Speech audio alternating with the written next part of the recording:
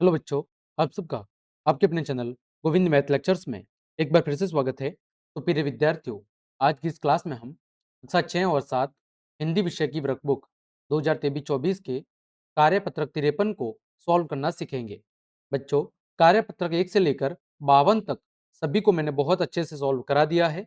उनकी link video के description में दी हुई है, वहां जाकर आप उन सभी क्लासेस को आराम से देख सकते हैं। कार्यपत्रक 53 में हम गद्यांश अथवा पद्यांश को पढ़कर समझ के साथ प्रश्नों के उत्तर देना सीखेंगे। क्या सीखेंगे? गद्यांश अथवा पद्यांश को पढ़कर फिर उस पर पूछे गए प्रश्नों के जवाब देना सीखेंगे। देखो, पहला प्रश्न आपके सामने दिया गया है। दिए गए अनुच्छेद को पढ़कर प्रश्नों के उत्तर दीजिए।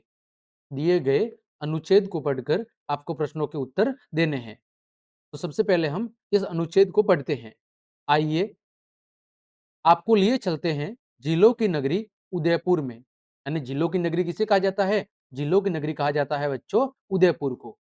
उदयपुर शहर में हमें संगमरमर के महल तथा पहाड़ों की एक कतार के साथ जिले ही जिले दिखाई देती है। यानी उदयपुर के अंदर बहुत सारे जिले स्थित है, इस वजह से इसे जिलों की नगरी कहा जाता है। इसीलिए इसे जिलों की नगरी भी कहा जाता है। यहाँ की फतेह सागर झील, सहेलियों की बाड़ी, पिचोला झील आकर्षण का क्या है? प्रमुख केंद्र है। पिचोला झील के बारे में कहा जाता है कि महाराणा लाखा ने इस झील का निर्माण एक बंजारे के द्वारा करवाया था। इसके द्वारा एक बंजारे के द्वारा महाराणा लाखा के द्वारा पिचोला झील का निर्माण करवाया गया था। महाराजा उदय सिंह ने सन 1559 में उदयपुर शहर को बसाया था। यानी उदयपुर शहर की स्थापना किसने की थी? तो महाराजा उदय सिंह ने सन 1559 में। मोती मगरी पर महाराणा प्रताप की मूर्ति है। इसके आसपास सुंदर क्या है? इसके आसपास सुंदर बगीचे हैं। राजस्थान का यह खूबसूरत शहर देश विदेश से आने वाले सैलानियों के लिए एक खूबसूरत पर्यटक स्थल है। यानी यहाँ पर उदयपुर, जो कि एक बहुत ही राजस्थान का प्यारा सा शहर है, खूबसूरत शहर है, उसकी महिमा का वर्णन किया गया है। अब देखो पहला प्रश्न। दिए गए प्रश्नों के उत्तर लिखिए। पहला प्रश्न है कि झीलों की नगरी कौन से शहर को कहा गया है? तो बच्चों, झीलों की नगरी किसे कहा गया है? झीलों की नगरी उदयपुर को कहा गया है। किसे कहा गया है? झीलों की नगरी उदयपुर को कहा गया है। दूसरा, उदयपुर के प्रसिद्ध दर्शनीय स्थलों के नाम लिखो। उदयपुर के प्रसिद्ध दर्शनीय स्थानों के आपको नाम लिखने हैं। तो देखो, पहला स्थान है आपका, वो है फतेह सागर झील। क्या है? फतेह सागर झील।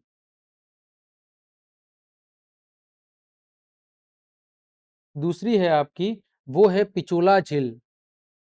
कौन सी झील है? पिचोला झील। तीसरा है आपका सहेलियों की बाड़ी। क्या है? सहेलियों की बाड़ी। चौथा दर्शनीय स्थान है मोती डूंगरी।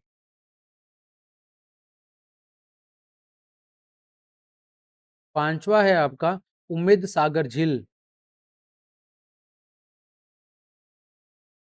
उम्मेद सागर झील। इसके अलावा जयसमंद झील।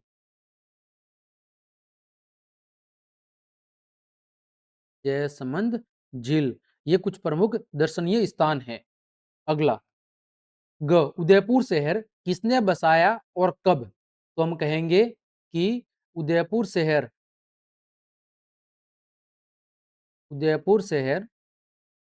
सन 1559 में 1559 में महाराजा उदय सिंह ने बसाया था।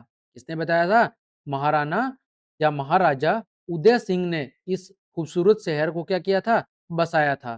तो उदयपुर शहर सन 1559 में महाराजा उदय सिंह ने बसाया था। ठीक है बच्चों, तो ये हो गया आपका प्रश्न संख्या ग। आगे बढ़ते हैं। वाक्य बनाएं। हमें क्या करना है? वाक्य बनाने हैं। पहला शब्द है देश विदेश। कौन सा शब्द है? देश विदेश। तो हम क्या लिखेंगे? हम लिखेंगे कि उदयपुर में, किसमें? उदयपुर में देश विदेश से, उदयपुर में देश विदेश से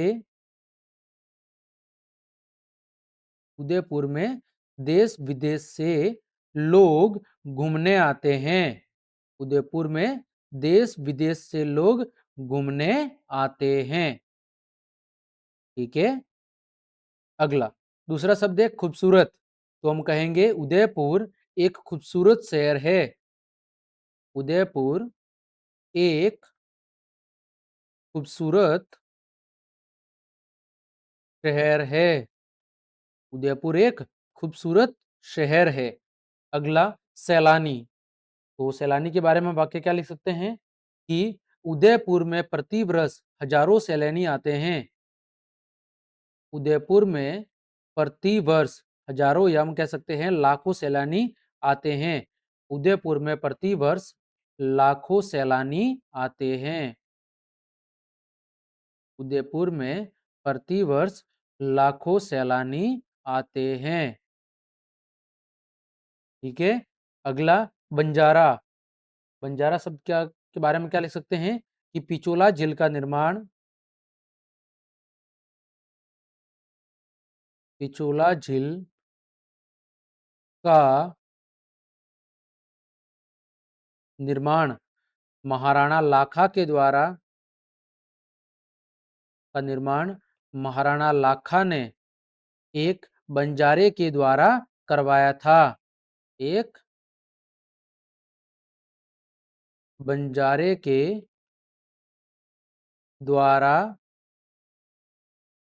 करवाया था। ठीक है। पिछोला झील का निर्माण महाराणा लाखा ने एक बंजारे के द्वारा करवाया था। अगला प्रश्न वही है कि पिछोला झील किसने बनवाई थी। तो हम कहेंगे कि पिछोला झील महाराणा लाखा ने एक बंजारे के द्वारा बनवाई थी। तो पिछोला झील महाराणा लाखा ने इसने महाराणा लाखा ने एक बंजारे के द्वारा बनवाई थी। एक बंजारे के द्वारा बनवाई थी। ठीक है। अगला यदि आपको उदयपुर जाने का अवसर मिले तो आप वहां जाकर क्या क्या देखना चाहेंगे। तो हम लिखेंगे कि यदि मुझे उदयपुर जाने का अवसर मिले यदि मुझे उदयपुर जाने का अवसर मिले तो मैं वहां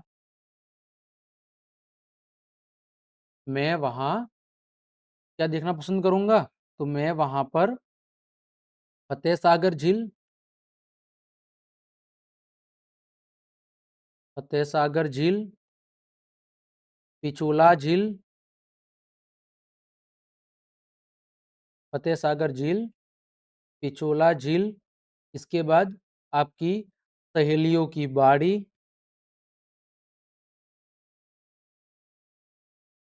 सहेलियों की बाड़ी मोती डूंगरी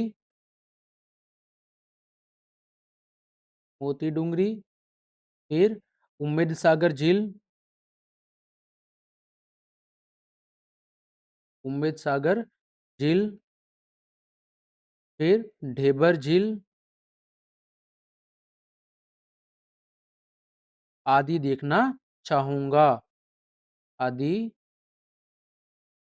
देखना चाहूंगा। ठीक है। ये कुछ उदयपुर के प्रसिद्ध स्थान हैं उन्हें मैं क्या करना चाहूंगा उन्हें मैं देखना चाहूंगा। आगे अगला प्रश्न है प्रश्न संख्या 5। झीलों और नदियों को प्रदूषण से बचाने के लिए हमें क्या क्या करना चाहिए। तो देखो झीलों और नदियों को प्रदूषण से बचाने के लिए हम क्या क्या कर सकते हैं। तो पहला हम कर सकते हैं कि कूड़े कचरे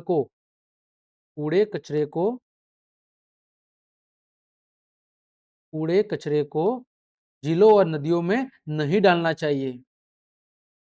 कूड़े कचरे को झीलों और नदियों में झीलों और नदियों में नहीं डालना चाहिए।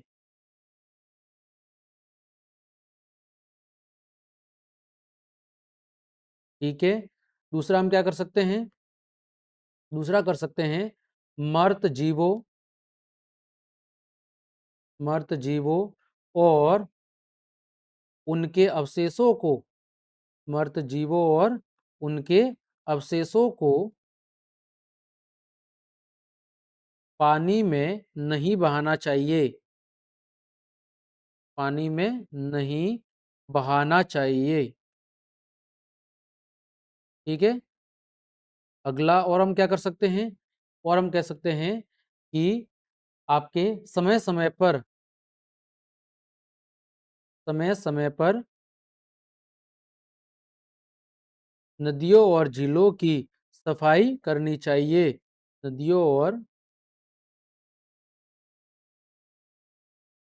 झीलों की साफ सफाई करनी चाहिए। ठीक है।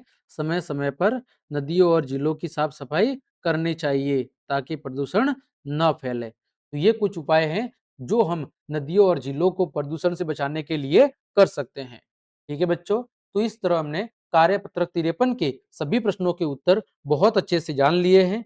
उम्मीद करता हूं सभी प्रश्नों के उत्तर आपको अच्छे समझ में आए होंगे। तो क्लास देखने के लिए आप सभी का धन्यवाद। यदि आपको मेरी क्लास और मेहनत पसंद आई है तो बच्चों लाइक, कमेंट, शेयर और सब्सक्राइब जरूर करें। आज के लिए इतना ही। जय हिंद, जय भारत।